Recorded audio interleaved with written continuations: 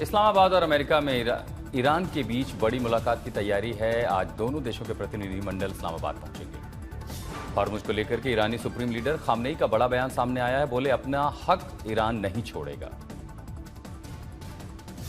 सूत्रों के मुताबिक मिल रही खबर के मुताबिक हॉर्मुज से हर रोज सिर्फ 15 जहाजों को गुजरने की इजाजत दी गई है। उधर हिजबुल्लाह के सांसद अली फयाद ने साफ साफ कहा है कि उनका ग्रुप इजराइल के साथ सीधे बातचीत के लिए अभी तक तैयार नहीं है। अली फयाद का कहना है कि किसी भी बातचीत से पहले युद्ध विराम होना जरूरी है, लेकिन नेतन्याहू ने लेबनान के साथ सीधे बातचीत शुरू करने के निर्देश दिए हैं। फयाद ने यह भी कहा कि लेबनान की सरकार को इजरायली सेना की वापसी और विस्थापित लोगों की घर वापसी को पहले प्राथमिकता देनी होगी। ईरान के सुप्रीम लीडर मुस्तफा खामनेई ने कहा है कि ईरान अपने ऊपर हुए हमलों का बदला जरूर लेगा। हॉर्मुज के नियंत्रण को अब अगले चरण में ले जाया जाएगा। खामनेई ने लोगों से अपील की है कि दुश्मन से बातचीत के बीच वो सड़क से फिलहाल न हटें। युद्ध विराम को लेकर के ईरान के राष्ट्रपति मसूद पेजेश्कियान ने कहा है कि युद्ध विराम का फैसला देश के शीर्ष संस्थानों की सहमति से ही लिया गया है। पेजेश्कियान ने बताया है कि यह निर्णय सुप्रीम लीडर के मार्गदर्शन में और मंजूरी के तहत हुआ है। ये कदम गरिमा, समझदारी, राष्ट्रीय हित के सिद्धांत पर ही आधारित है। उधर बुधवार रात को लेबनान में तबाही को लेकर ईरान के राष्ट्रपति मसूद पेजेश्कियान ने कहा है कि इजरायली हमले शुरुआती युद्ध विराम समझौते का उल्लंघन है। पेजेश्कियान ने इन हमलों को खतरनाक बताते हुए कहा कि ये किसी भी संभावित समझौते के प्रति अविश्वास और धोखे का संकेत है। उन्होंने चेतावनी दी कि अगर हमले जारी रहे तो वार्ता का कोई अर्थ नहीं रह जाएगा। उधर युद्ध विराम को लेकर के ब्रिटेन के प्रधानमंत्री स्टारमर बहरीन पहुंचे और कहा कि अमेरिका और ईरान के बीच हुआ युद्ध विराम अभी भी नाजुक स्थिति में है। इसे कायम रखने के लिए बहुत काम करना अभी बाकी है। सामन ने यह भी जोर दिया कि अपने सहयोगी देशों के साथ खड़े रहना बहुत जरूरी है। हॉर्मुज को हर हाल में अब खुला रखना होगा ताकि वैश्विक संकट ना हो। सामन ने यह भी कहा आगे कि स्थायी शांति के लिए केवल बातचीत नहीं बल्कि ठोस कदम उठाने की जरूरत है। बहरीन में तैनात सैनिकों से उन्होंने मुलाकात की, उनके काम की सराहना भी की। संयुक्त राष्ट्र के प्रतिनिधिमंडल ने ईरान के मंत्री से भी मुलाकात की है और साथ ही तेहरान में बमबारी वाली जगहों का दौरा भी किया है। यूएन के प्रवक्ता स्टीफन दुजारिक ने तब कहा कि हालिया इजरायल हमलों में लेबनान को बहुत ज्यादा तबाही हुई है।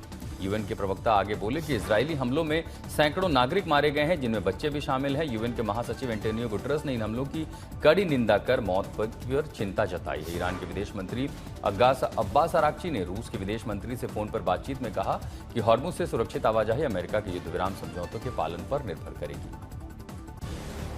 अब्बास अराक्ची ने कहा कि क्षेत्र में स्थिर तनाव तभी खत्म होगा जब सभी पक्ष अपनी जिम्मेदारियों का पालन सही तरीके से करेंगे। यूरोप से सेना हटाने पर विचार किया जा रहा है। डोनाल्ड ट्रंप का यह बड़ा कदम सुरक्षा समीकरण के बदले हुए संकेतों को दिखा रहा है। अमेरिकी राष्ट्रपति डोनाल्ड ट्रंप यूरोप से कुछ अमेरिकी सैनिकों को वापस अब बुला सकते हैं, ऐसी खबर सामने आई है।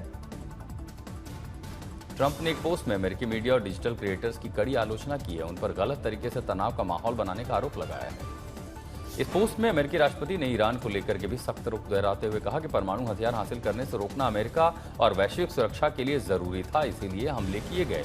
ईरान पर फिर ट्रंप ने नाराजगी जाहिर की है और कहा, हॉर्मुज स्ट्रेट से गुजरने वाले टैंकरों से ईरान तत्काल वसूली बंद करे, ये हमारे समझौते के अनुरूप नहीं है। भारतीय विदेश मंत्री जयशंकर 9 अप्रैल से 12 अप्रैल तक मॉरिशस और संयुक्त अरब अमीरात के दौरे पर रहेंगे। कई मुद्दों पर बातचीत होगी। कतर में केंद्रीय पेट्रोलियम और प्राकृतिक गैस मंत्री हरदीप पुरी का दूसरा दिन है। भारत की ऊर्जा सुरक्षा को लेकर के बड़े फैसलों के संकेत दिखाई दिए। आज गृह मंत्री अमित शाह पश्चिम बंगाल में बीजेपी का घोषणा पत्र जारी करेंगे। महिलाओं को मासिक सहायता, रोजगार, किसानों के लिए योजनाएं, स्वास्थ्य, शिक्षा सुधार पर जोर की संभावना है। उधर नीतीश कुमार आज राज्यसभा की सदस्यता की शपथ लेंगे। बीजेपी के राष्ट्रीय अध्यक्ष नितिन नवीन और शिवेश कुमार 16 अप्रैल को शपथ लेंगे। आज कांग्रेस ईडब्ल्यूसी की बैठक भी होनी है। संसद के 3 दिवसीय विशेष सत्र से पहले ये महत्वपूर्ण बैठक होगी। कृष्ण जन्मभूमि विवाद पर इलाहाबाद उच्च न्यायालय आज मामले की सुनवाई करेगा। राष्ट्रपति ने केंद्रीय सशस्त्र पुलिस बलों विधेयक 2026 को मंजूरी दे दी है। अब ये कानून बन चुका है। असम में 126, केरल में 140, पुदुचेरी में 30 सीटों पर एक ही चरण में मतदान पूरे हुए। 4 मई को अब नतीजे आएंगे। असम में रिकॉर्ड मतदान पर सीएम हिमंता बिस्वा शर्मा का बयान है। कहा, सभी समुदाय में उत्साह था, एनडीए के 3 अंकों के पहुंचने की संभावना है। दिल्ली में SMRSC 2026 सम्मेलन की शुरुआत, जिसमें रोबोटिक सर्जरी, नई मेडिकल तकनीकों को प्रदर्शित किया गया। एसएसआई इनोवेशंस ने भविष्य की रक्षा तकनीकों प्रोजेक्ट विमान प्रोजेक्ट ओपेरियन का अनावरण किया, जिनका उद्देश्य युद्ध के मैदानों में दूर दराज इलाकों में सर्जरी की प्रक्रिया को पूरी तरह से बदलना है। दिल्ली में खुला Chhatrapati Shivaji Maharaj immersive multi dimension museum, केंद्रीय मंत्री नितिन गडकरी ने शुभारंभ किया। गुरुग्राम के मानेसर में वेतन बढ़ोतरी की मांग को लेकर कर्मचारियों का जोरदार विरोध प्रदर्शन, पुलिस ने काबू पाने के लिए लाठीचार्ज किया, धारा 163 लागू। मेरठ के सेंट्रल मार्केट में सीलिंग के विरोध में दुकानदारों ने मेरठ बंद का ऐलान किया, लोगों में भारी आक्रोश, विरोध प्रदर्शन जमकर हुए। गुजरात के वलसाड में केमिकल भरे टेम्पो में भयंकर आग लगी, दमकल की टीम ने आग पर काबू पाया।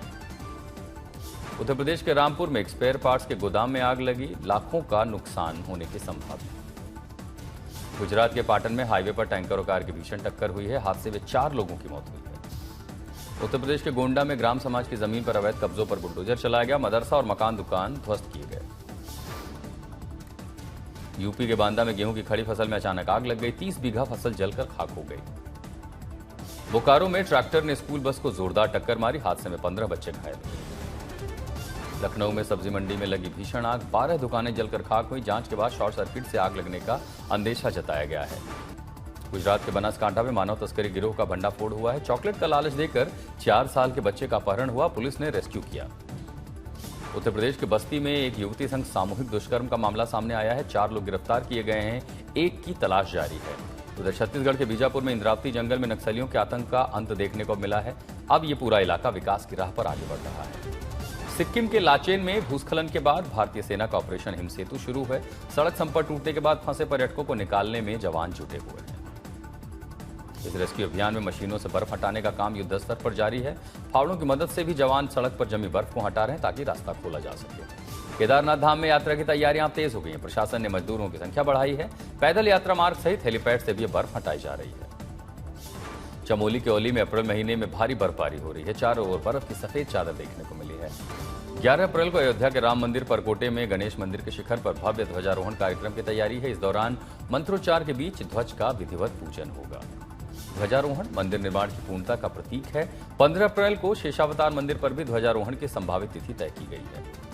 शिव मंदिर के शिखर पर ध्वजारोहण होगा, उत्तर प्रदेश के मुख्यमंत्री योगी आदित्यनाथ खुद मौजूद रहेंगे। हालांकि इस कार्यक्रम की तिथि अभी घोषित नहीं की गई है और इन्हीं धार्मिक आयोजनों के बीच राम मंदिर परिसर में माता जानकी का जन्मोत्सव भी धूमधाम से मनाया जाएगा, यानी 1 महीने के बाद अयोध्या में एक और उत्सव देखने को मिलेगा। इससे पहले 2 अप्रैल को हनुमान जन्मोत्सव के अवसर पर हनुमान मंदिर के शिखर पर ध्वजारोहण किया गया, राम भक्तों ने इसमें बढ़ चढ़कर हिस्सा लिया था। अनंत अंबानी के जन्मदिन से पहले बांद्रा वर्ली सीलिंग रोशनी में नहाया, अनंत अंबानी की तस्वीरों से पूरा सीलिंग जगमगा रहा था। आज अपना 31वां जन्मदिन मना रहे हैं अनंत अंबानी, उनके बर्थडे से पहले सीलिंग की खास सजावट की गई। अमृतसर से खालसा साधना दिवस के पवित्र अवसर पर सिख श्रद्धालुओं का एक बड़ा जत्था आज पाकिस्तान के लिए रवाना होगा। 1763 श्रद्धालुओं को पाकिस्तान ने वीजा जारी किया है। अटारी वाघा बॉर्डर के रास्ते सुबह 8 बजे ये जत्था रवाना होगा। देश भर से 2840 यात्री इसमें शामिल होंगे। ननकाना साहिब के दर्शन के लिए भावुक हुए हैं श्रद्धालु, कई श्रद्धालुओं ने खुद को बताया सौभाग्यशाली। पहले बल्लेबाजी करते हुए कोलकाता ने 182 रन का लक्ष्य दिया था, 7 विकेट खोकर लखनऊ ने मुकाबला जीत लिया। लखनऊ की ओर से मुकुल चौधरी ने ताबड़तोड़ बल्लेबाजी की, आयुष बढ़ोनी ने इसमें अर्धशतक जड़ा। तो अंक तालिका में अब लखनऊ 2 मैच जीतकर 5वें पर पहुंच चुका है, वहीं कोलकाता 4 मैचों में एक भी मैच नहीं जीत पाया है, तो नीचे खिसक कर अब वो 90 नंबर पर पहुंचा है। आज आईपीएल में महामुकाबला राजस्थान रॉयल्स और रॉयल चैलेंजर्स बेंगलुरु के बीच में टक्कर होगी।